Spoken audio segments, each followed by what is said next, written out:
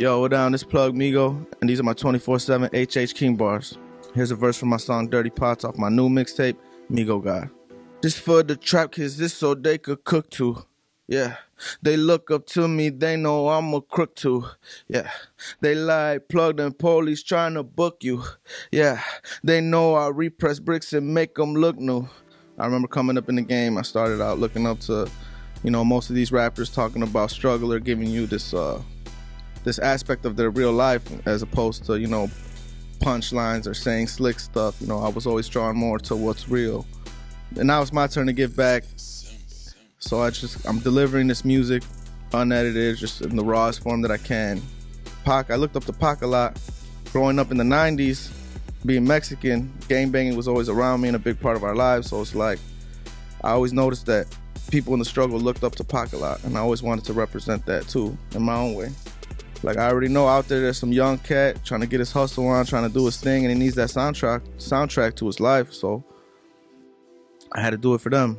So people that know the game are gonna feel it, and it feels good when people come up to me like, "Yo, man, you doing your thing," and I fuck with that. Like real street motherfuckers coming up to me telling me like, "Yo, that's some real shit." So it's like, I'm walking this thin line of being a rapper and a trapper. So it's like, it's kind of funny that we're saying the police are trying to book you as opposed to these show promoters, instead of saying like, "Yo, we need to book you for these shows or get you in a concert or a feature or something."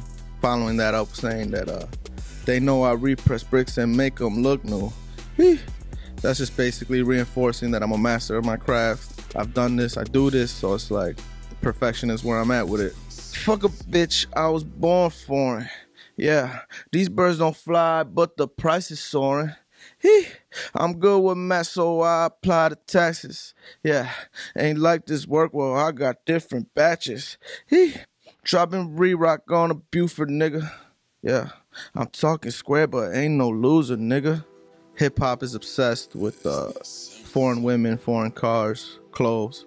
I came to deliver something new while sprinkling a bit of my culture and my heritage into that. My parents came here from Mexico with nothing.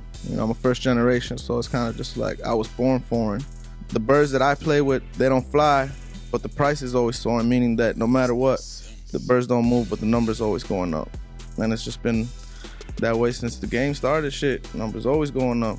I'm good with math, so I apply the taxes. So that's kind of just stating that I treat this like a real business, because it is, you know what I'm saying? Like any purchase you make in the store, it's gonna come with a certain percentage of taxes. And it's just like, that's the level that we're at with it. We take this serious, but we're playing with the work, you know what I'm saying? Like, it's basically get it how you want, Many times people come to you in the game, try to get some work, and it's like, you never know what their pockets are looking like, so you kind of just gotta adjust the work to what their needs may be. Shit, if you need it, I'ma chef it your way, however you want it. Whether I gotta make it that way, you know what I'm saying? Chef it how you want it. So it's kind of just letting them know that we're playing with the work and kind of could work with whatever your budget may be. Oh, you didn't like this work? Well, I'll chef you up a new batch, basically. You know what I'm saying? It's just reinforcing that there is some kind of funny business going on with it too at the same time. That same funny work, we're gonna take it and drop it on the lames, the Bufords, hit them with that stained work. And, that's how the game goes. Sometimes you gotta take advantage of situations. I'm talking square, like a talking kilo. At the same time, we all know a square as a lame or a goofy. Plus your bitch, she said she like me. In my kitchen, made a whip a check like Nike. Dirty pots on my mom's stove. Yeah, dirty pots on my mom's stove. Yeah, whipping snow, got my wrist froze. Hot cold, but your bitch chose me. More times than less, people in the game like to glorify and say really outlandish stuff.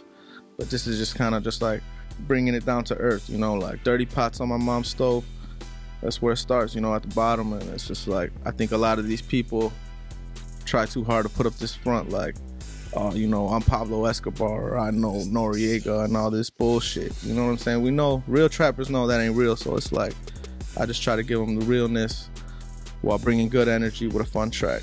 So it's like, playing with the snow, it kind of turns you cold over time. And, being in the game so long, you glamorize it in the beginning and you fall in love with it. You get addicted just like how everyone else does. But being so long in this, it's like, it kind of changes you. You lose yourself a little bit. You turn cold, you know, you go through a lot of stuff. So it's like, well, at least I have. I've been through a lot of shit. So it's like, you know, my heart cold, but your bitch chose me. So it's like, there's still this like boss aspect of it where you got a cold heart, but you know, you still make shit happen. You still get what you want. Plus, your bitch, she said she liked me. In my kitchen, made a whip a check like Nike. And that's just to wrap up the verse, you know, kind of throw a little funny bar in there. In the hood, sometimes we know the swoosh as a check mark, so it's like, just kind of threw that in there, dope running. So it's like, we always got to throw the little shout out to Nikes. All right, so Dirty Pots is actually one of my favorite records. It's a reflection of a life that I lived growing up, and even still today, kind of hard to get away from. So the point of the song is it's just a fun record, you know, simple. For me, less is always more. So that's kind of the formula I use with making my music.